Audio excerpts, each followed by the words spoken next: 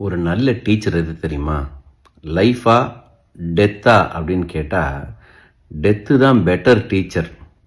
ஏன்னா டெத்தை பற்றி கொஞ்சம் நல்லா புரிஞ்சுக்கிட்டோம் வச்சுக்கோங்களேன், இறப்பை பற்றி, வாழ்க்கையை எப்படி வாழணும்னு நம்ம தெரிஞ்சுக்கலாம்.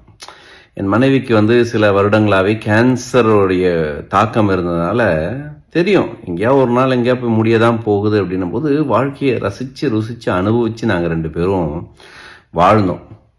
அதனால் அந்த இறப்பு பற்றி தெரிஞ்சதுன்னா வாழ்க்கை ரொம்ப சுவாரஸ்யமாக இருக்குமா. எல்லாரும் பயப்படுவாங்க இறப்பை பற்றி. பயப்பட தேவையில்லை. ஏன்னா ஒரு செகண்டும் 2 பேர் உலகத்தில் செத்து போகிறாங்க தெரியுமா? இது வரைக்கும் 109 பில்லியன் மனிதர்கள் இறந்து போயிருக்காங்க. நீங்களும் நானும் இன்னைக்கு ஏதாவது ஒரு விஷயத்தை அனுபவிக்கிறோம் அப்படின்னா அவ்வளோ பேர் வாழ்ந்து இறந்ததுனால மட்டும்தான் நம்ம இன்னைக்கு வாழ்க்கையை அனுபவிச்சுட்டு இருக்கோம். அதனால் எல்லாத்துலேயுமே ஒரு நன்றி உணர்வு வேணும்.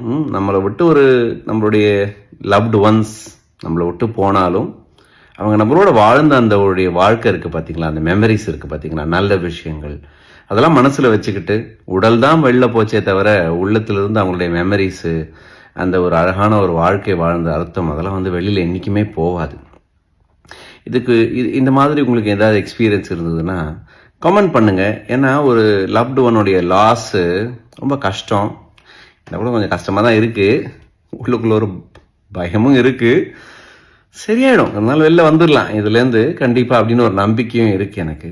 அந்த மாதிரி நீங்கள் ஏதாவது வாழ்க்கையில் லாஸ் அனுபவிச்சிருந்தீங்க உங்களுடைய லவ்டு ஒன்ஸ் அப்படின்னா அதுலேருந்து எப்படி வெளியே வந்தீங்க அப்படிங்கிறத கமெண்ட் பண்ணுங்கள். பல பேருக்கு யூஸ்ஃபுல்லாக இருக்கும். ஏன்னா இறப்பு அப்படிங்கிறது ஒரு காமனான விஷயம். இறப்பு என்பது ஒரு முடிவில்லை, அது ஒரு தொடக்கம். நன்றி.